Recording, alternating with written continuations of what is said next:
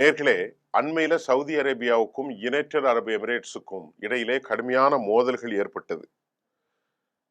இந்த மோதலின் விளைவாக யெமனில் இருக்கும் எஸ்டிசி குழுக்களுக்கு சவுதி அரேபியாவில் கூட இருந்து கொண்டே சவுதியினுடைய நலன்களுக்கு எதிராக யுனைடெட் அரபு எமிரேட்ஸ் துரோகம் செய்ததை அறிந்து கொண்டு எஸ்டிசிக்கு ஏராளமான புசைரா துறைமுகத்தில் இருந்து யுனைடெட் அரபு எமிரேட்ஸ் அபுதாபி, துபை மண்டலங்களில் இருந்து 80 கண்டெய்னர்களில் திருட்டுத்தனமாக சவுதி கூட இருந்து கொண்டே சவுதிக்கு எதிரான எஸ்டிசிக்கு கொடுத்ததை சேட்டலைட் பிக்சரின் மூலமாக அறிந்து கொண்டு உடனடியாக தாக்குதலை சவுதி நடத்தியது.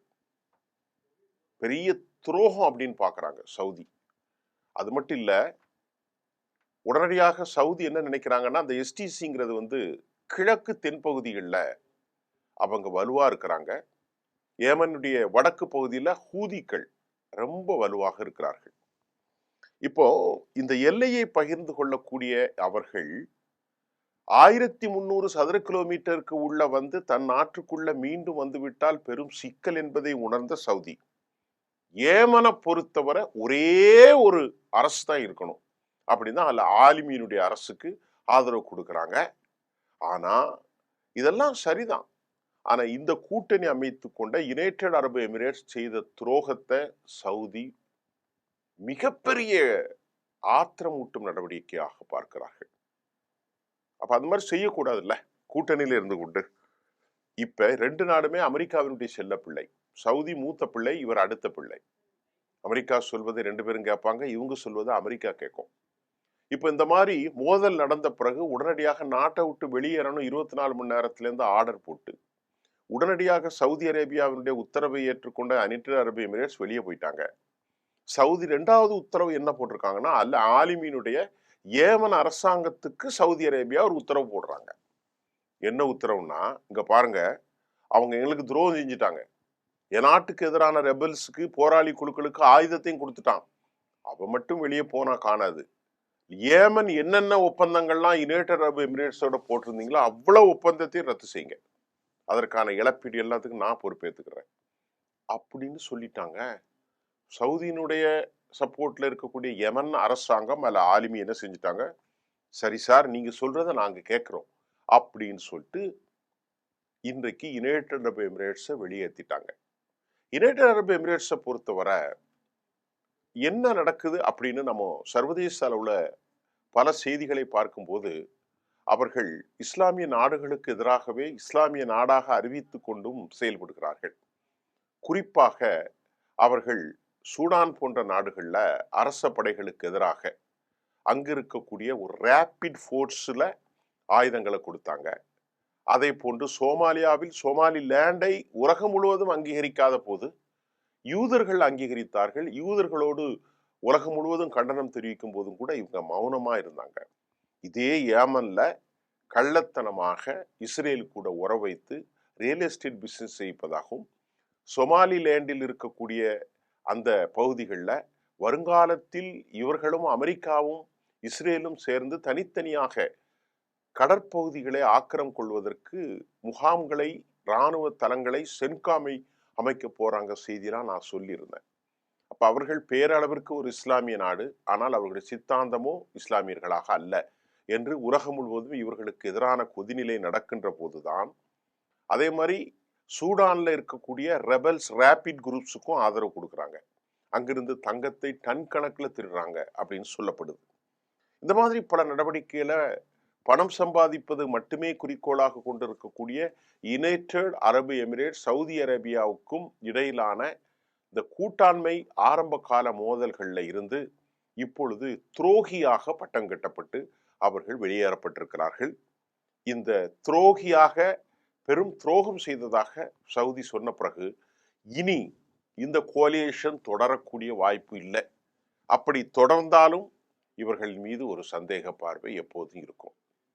இப்போ இந்த செய்தியில சவுதி அரேபியாவினுடைய நட்பை இழந்ததின் மூலம் இந்த கொலியேஷன் போர்ஸ்ல இருந்து பிராந்தியத்தில் பெரும் நிலப்பரப்பையும் பெரும் சக்தியும் பென வல்லமையும் கொண்டிருக்கக்கூடிய சவுதியினுடைய நட்பை இழந்ததின் மூலம், கூட்டுப்படையிலிருந்து விலகியதின் மூலம் ஐக்கிய அரபு அமீரக இராச்சியத்திற்கு என்ன நஷ்டம், அதை பார்க்க போறோம்.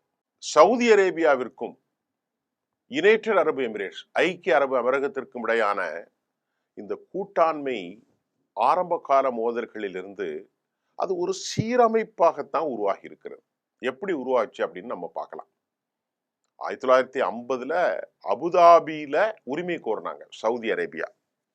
அதுல கொஞ்சம் சவால்கள் இருந்த போது புரைமி சர்ச்சை உள்பட சில பதட்டங்களோடு இந்த உறவுகள் இருந்தது. 1950 சிறிய ஆயுத மோதல்கள் சவுதி அரேபியாவுக்கும் இத மாதிரி யுனைடெட் அரபு எமிரேட்ஸுக்கும் இருந்தது. அது பிரிக்கப்படாத பகுதிகளாக. 1971 ஐக்கிய அரபு எமிரகம் சுதந்திரம் பெற்ற பிறகு சுதந்திரம் அடைஞ்சிட்டாங்க பிரிட்டிஷார். சவுதி அரேபியா எல்லை முரண்பாடுகள், அந்த ரெண்டு நாட்டுக்குள்ள எல்லைகள், எண்ணெய் வயல்கள் குறித்த அங்கீகாரத்தை நிறுத்தி வச்சுட்டாங்க. அது ஒரே பார்டர்ல இருக்கிற இந்த மோதல்களால் 1974 ஜித்தா ஒப்பந்தத்தின் மூலம் 1974 ஒரு 50 வருஷத்துக்கு முன்னாடி தீர்க்கப்பட்டு விட்டது. இந்த எல்லைகளை வரையறுத்த சவுதி அரேபியாவுக்கு நீ இன்னென்ன இடத்தை எடுத்துக்க, நீ இன்னென்ன எடுத்துக்க அப்படின்னு யுனைடெட் அரபு எமிரேட்ஸும் சவுதியும் பிரித்து கொண்டதுல சைபா எண்ணெய் வயல் உள்ளிட்ட பிரதேசங்களுக்கு சவுதிக்கு ஒரு பாசிட்டிவா கிடைச்சது. இது அந்த சமாதானத்தில் ஏற்பட்டது.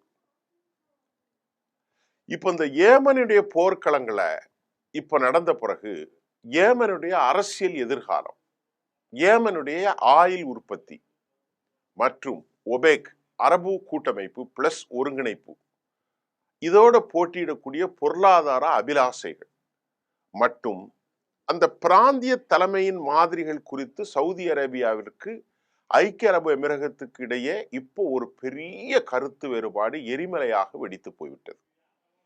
சவுதி அரேபியாவும் ஐக்கிய அரபு அமீரகமும் எப்படி நெருங்கிய நாடுகளாக இருந்தன, இப்ப எப்படி பிரிஞ்சன என்பதை நாம இப்ப பார்க்க போறோம். அதுக்கு முன்னாடி அவங்க ஏமன்ல இருந்து அடித்து பிரிந்தார்கள், ஆனா சேர்ந்து இருக்கிறாங்க இல்லையா. 74 எல்லா டிஸ்பியூட்டும் முடிச்சிட்டாங்க. அதுக்கப்புறம் இவங்க முதல்ல எப்படி இந்த கோலியேஷன் படைகளாக இணைகிறார்கள் இதை பார்ப்போம். அமெரிக்காவுடைய பின்புலம் இருக்கு, இருந்தாலும் என்னென்ன சம்பவங்களில் சவுதியும் ஐக்கிய அரபு எமிரகமும் இந்த கூட்டாண்மை மேலாண்மைகள், கூட்டாண்மை ஆரம்ப கால மேலாண்மைகளாக ஒரு கோலியேஷன் ஃபோர்ஸா இருந்தாங்க. சவுதி அரேபியாவிற்கும் ஐக்கிய அரபு அமீரகத்திற்கும் இடையிலான இந்த கூட்டாண்மை ஆரம்ப கால மோதங்கள்ல இருந்து சில மூலோப சீரமைப்பாக சில பிரச்சனைகள்ல ரெண்டு பேரும் இணைஞ்சாங்க. 2010 அவங்களுக்குள்ள உறவுகள் ரொம்ப வலுவாயிட்டு ஒரு 15 வருஷத்துக்கு முன்னாடி. பாயிண்ட் நம்பர் 1 என்னன்னு பார்ப்போம். எப்படி உருவாச்சுன்னா, அரபு வசந்தம் அந்த பகுதியில பரவியதுனால சவுதியும் யுனைடெட் அரபு எமிரேட்ஸும் அபுதாபியும் இஸ்லாமிய இயக்கங்களுக்கு எதிராக சேர்ந்து அமைதியின்மையை அடக்க பஹ்ரைன்ல கூட்டுப்படைகளை அனுப்பினாங்க. அவங்க எப்பவும் ஒரு முக்கியமான ஒரு விஷயம், பாயிண்ட் நம்பர் 1 பத்தி பேசிட்டு இப்ப நான் 2வது போறேன். இஸ்லாமிய கிளர்ச்சி படைகள் இருக்கிறாங்க பாருங்க, மத ரீதியாக அடிப்படைத்துவமாக குரான் ஹதீஸ் அப்படின்னு வரக்கூடிய இறையாட்சி, அதெல்லாம் சவுதிக்கும் பிடிக்காது, யுனைடெட் அரபு எமிரேட்ஸுக்கும் பிடிக்காது. ஏன்னா அவங்க ஒரு ஜாலியான ஆட்கள், மன்னராட்சி பரம்பரை. இப்போ இஸ்லாமிய ஒழுங்குமுறை ஜனநாயக ஆட்சி வந்துவிட்டால், இஸ்லாத்துல மன்னராட்சி என்று ஒன்றும் கிடையாது. நபிகள் நாயகத்துடைய காலத்திற்கு பின்பே ஜனநாயக ஆட்சி தான் வந்திருக்கிறது.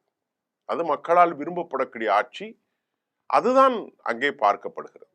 அப்ப அப்படிப்பட்ட ஒரு சூழ்நிலையில் இஸ்லாமிய இயக்கங்கள் பஹ்ரைன்லயோ எகிப்திலேயோ பக்கத்தில் இருக்கிற நாடுகள்ல வளர்ந்தால் அதனுடைய வேர்கள், அதன் தாக்கம் சவுதிக்கு தாக்கிவிடும் என்பதாக யுனைடெட் அரபு எமிரேட்ஸையும் தாக்கக்கூடாது அப்படின்ற பயத்துல அவங்க முதலாக ஒரு விஷயத்தை ஆரம்பிக்கிறாங்க.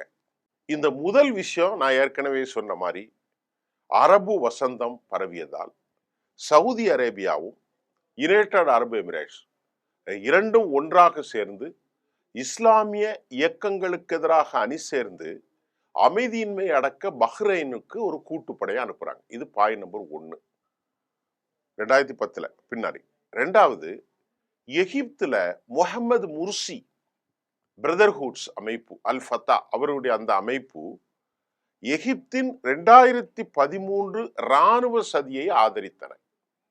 இரு நாடுகளும் முஸ்லிம் சகோதரத்தின் எழுச்சியை வருங்காலத்தில் தங்கள் அரசியல் அமைப்புகளுக்கு அச்சுறுத்தலாகவும் தனது அரச கவிழ்ப்புக்கு ஒரு அச்சுறுத்தலாக அமையும் என சவுதியும் யுனைடெட் அரபு எமிரேட்ஸும் அச்சமுட்டு எகிப்தின் புதிய தலைமைக்கு, அதாவது முர்சியினுடைய தலைமைக்கு எதிராக புதிய வந்த தலைமைக்கு அமெரிக்காவோடு கையில போட்டு கொண்டு அவர்களுக்கு நிதியை கொடுத்தாங்க, ஆயுதத்தை கொடுத்தாங்க, அரசியல் ஆதரவை எல்லாம் ஒருங்கிணைத்து உள்நாட்டில் இணைந்த இந்த போராளி குழுக்களை ஒடுக்கி முர்சியை தூக்கிலிட்டார்கள்.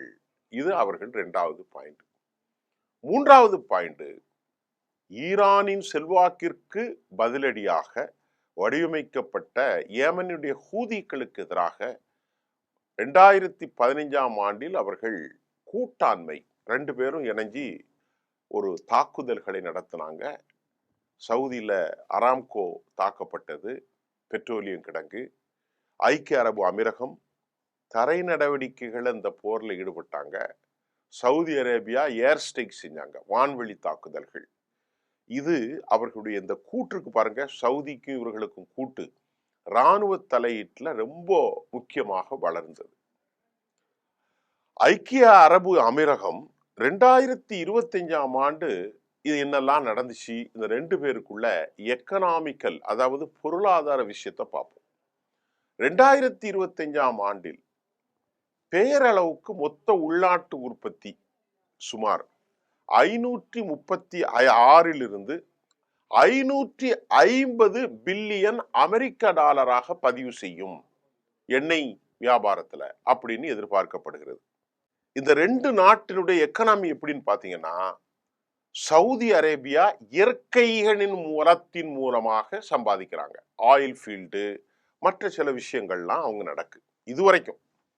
ஆனா யுனைடெட் அரபு எமிரேட்ஸ், துபாய், அபுதாபி, இந்த 2 பிரதேசங்களும் கம்ப்ளீட்டா அவங்களுடைய பினான்சியல் இந்த 650 பில்லியன் யுஎஸ் டாலர் என்னன்னா மணி டிரான்சாக்ஷன், ட்ரேடிங்ஸ் மற்றும் ஏர்லைன்ஸ், விமான போக்குவரத்துக்கான உலகளாவிய மையமாக அபுதாபி அல்லாமல் துபை உருவெடுத்திருக்கிறது. மிகப்பெரிய டூரிஸ்ட் சென்டர், மிகப்பெரிய நிதி ஆதார மையம், மிகப்பெரிய ரியல் எஸ்டேட் மண்டம். இது துபை. அபுதாபி என்ன நடந்திருக்கு யுனைடெட் அரபு எமிரேட்ஸ்லன்னு பார்த்தா, அவங்க எரிசக்தி உற்பத்தி மற்றும் அந்த நாட்டினுடைய இறையாண்மையின் மூலமாக அவர்கள் ஸ்ட்ராங்கா பேஸ் பண்ணியிருக்கிறாங்க. உலகளாவிய எண்ணெய் இருப்புகள்ல, ஆயில் ஃபீல்டுல சுமார் 24% சவுதியும் யுனைடெட் அரபு எமிரேட்ஸும் கட்டுப்படுத்துகிறது. அப்படின்னா எரிசக்தி சந்தைகள், ஆயில் ஃபீல்டு, கேஸ், முதலீட்டு ஓட்டங்கள் மற்றும் பிராந்திய பாதுகாப்பு, இந்த ஏரியாவில் யுனைடெட் அரபு எமிரேட்ஸும் சவுதியும் ரொம்ப பாதுகாப்பை வளப்படுத்துறாங்க, வல்லமையாக இருக்கிறாங்க. ஏமன்ல நடந்த அந்த ஹவுதிகளுக்கு தாண்டி இப்பொழுது எஸ்டிசிக்கு பின்பு இப்போ உலகத்தின் ஒரு முக்கிய அரங்கமாக இது மாறி இருக்கிறது, கவனத்தை ஈர்த்திருக்கிறது. சவுதி அரேபியா ஏமனுடைய விவகாரத்தில் அவர்களுடைய எல்லைகளை பாதுகாப்பதும், அதே சமயம் ரியாத்துடன் இணைந்த ஒரு ஒருங்கிணைந்த தங்களுக்கு சாத்தியமான ஒரு அரசு, அதுவும் ஒரே அரசு தான் அங்கு இருக்கணும் அப்படின்னு விரும்புறாங்க. தெற்கு ஏமனுக்கு சுயாட்சி நாடும் தெற்கு இடைக்கால கவுன்சிலுக்கு, எஸ்டிசிக்கு திருட்டுத்தனமாக ஐக்கிய அரபு அமீரகம் ஆதரவளித்தது. இதுதான் இப்போ முக்கியமான பிரச்சனை. இது ஏடன் போராட்டங்களுக்கு பிறகு 2017 8 வருஷத்துக்கு பின்புதான் இந்த எஸ்டிசி உருவாக்கப்பட்டது. இப்போ சவுதிக்கும் யுனைடெட் அரபு எமிரேட்ஸுக்கும் இடையே இந்த போராட்டத்தின் மூலம், இந்த துரோகத்தன்மையின் மூலம் எண்ணெய் மற்றும் போட்டி எப்படி வளைகுடா நாடை அழுத்தப் போகிறது?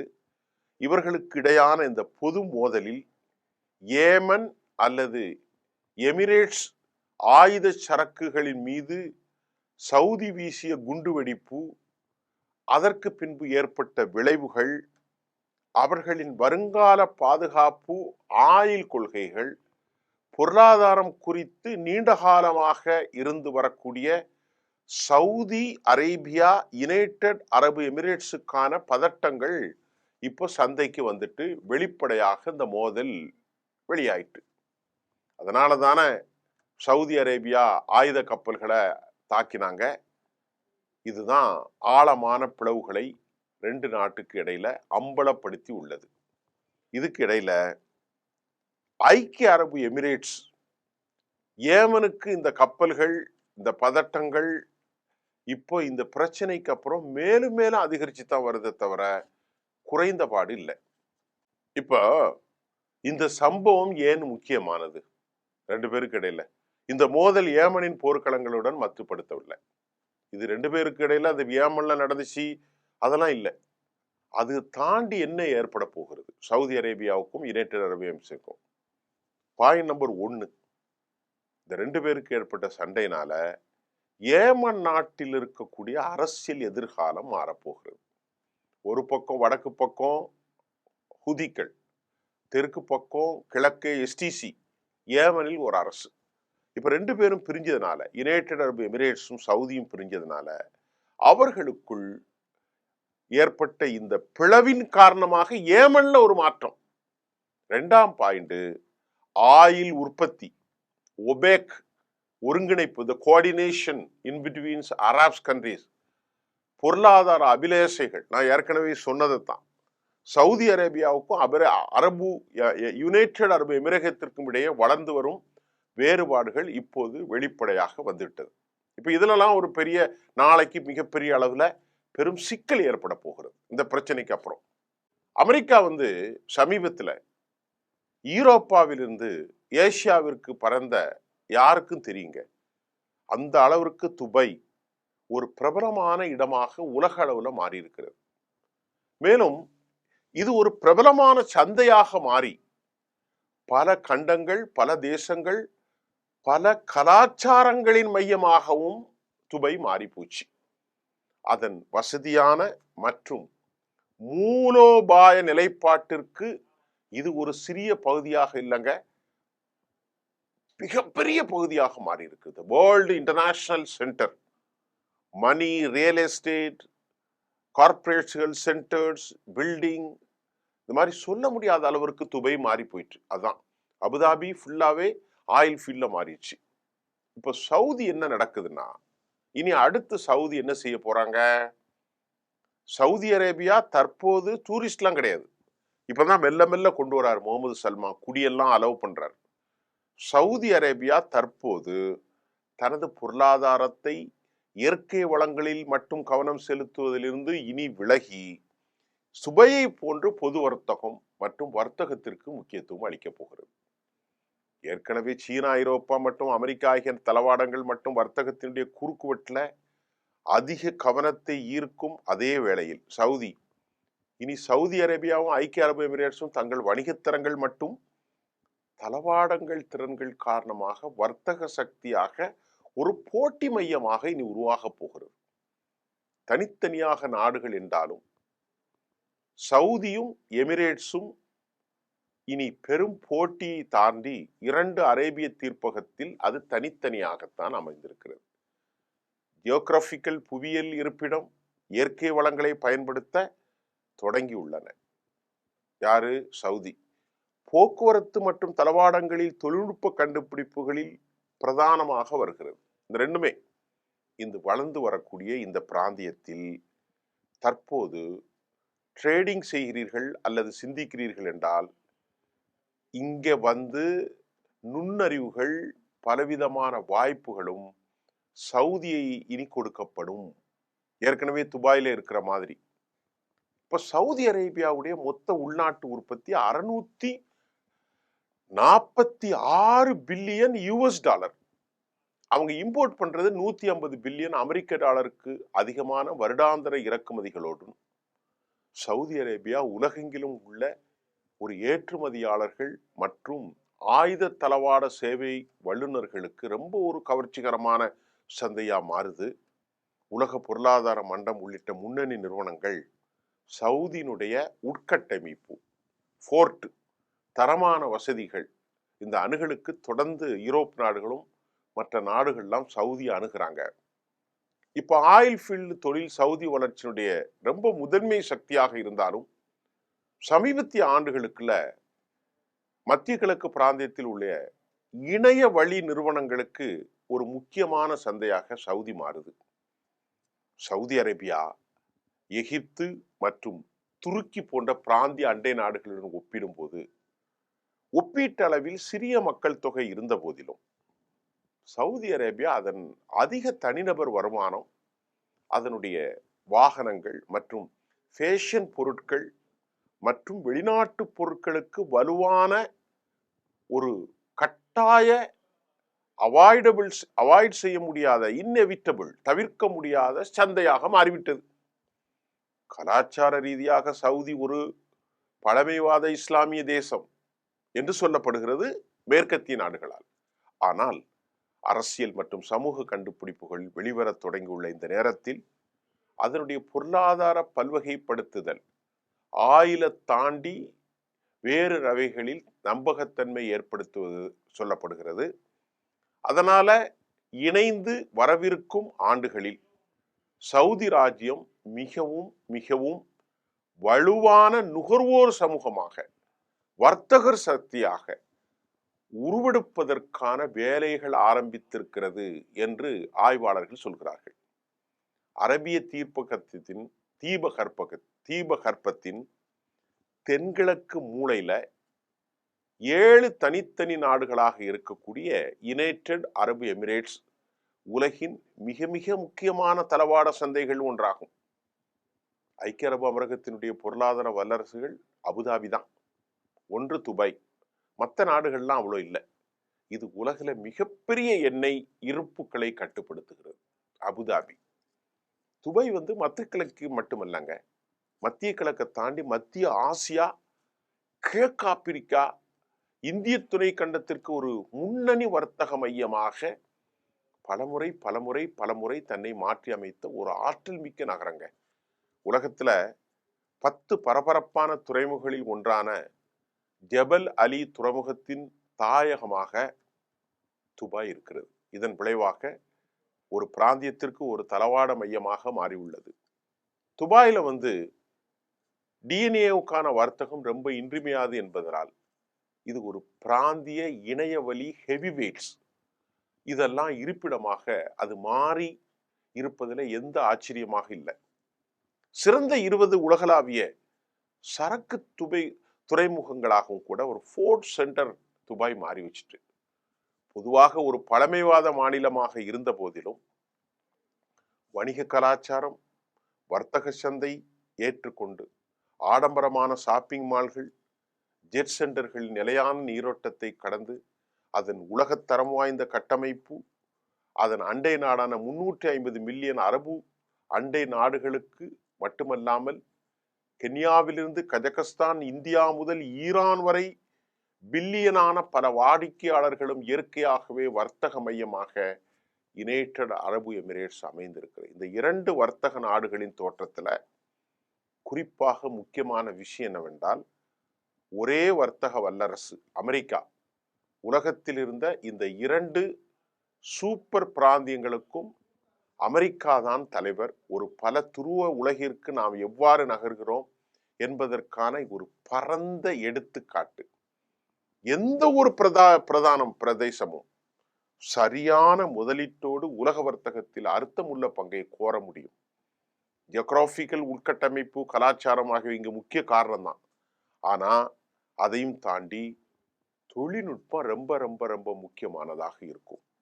இந்த தொழில்நுட்பம் ஈக்வாலிட்டி, சமநிலை தரவு, ஒரு ஃப்ரிக்ஷன் இல்லாத பரிமாற்றம், ஆட்டோமேஷன் இதையெல்லாம் பொருட்படுத்தாமல் ஒரு வைடட் செயல்திறன் ஆக்டிவிட்டிஸ் இருந்தால் அந்த தேசங்கள் வளரும் என்பது இன்றைக்கு யுனைடெட் அரபு எமிரேட்ஸ் காட்டுகிறது. நிச்சயமாக நீங்கள் பூமியில் எங்கு இருக்கிறீர்கள் என்பது இன்னும் முக்கியமானது. ஆனால் அந்த பொருட்களுடைய கன்சியூமிங் தேவைகள் ஒவ்வொரு கண்டத்திலும் கிட்டத்தட்ட ஒவ்வொரு நகரமும் தொழில்நுட்ப வாய்ப்பை பயன்படுத்தி வர்த்தக சக்தியாக மாற முடியும் என்பதை நாம் இந்த கட்டுரையில பார்க்கிறோம்.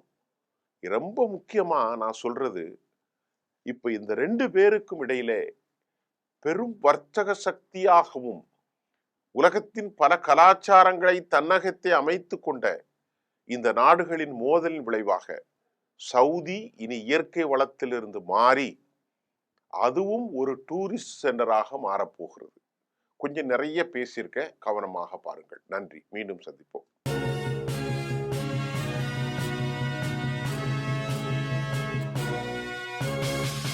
உடனுக்குடன் அப்டேட் தெரிந்து கொள்ள ஜெம் டிவி தமிழ் ஆப்பை இன்ஸ்டால் செய்யவும்.